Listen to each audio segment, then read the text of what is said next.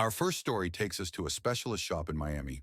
The patient, a McLaren 720S, twin-turbo V8, a weapon on the track. Leo, mechanic.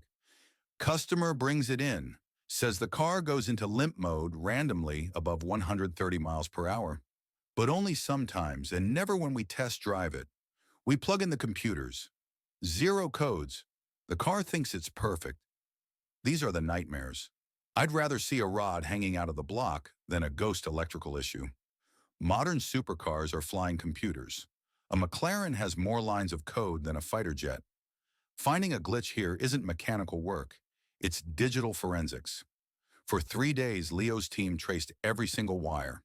They tested sensors. They data logged terabytes of information. Nothing. The owner was getting furious. The car was worth $300,000, and it was useless. Leo, mechanic. I was about to give up. I was staring at the schematic for the active aero system, and I just had a hunch. We traced the harness near the rear exhaust manifold.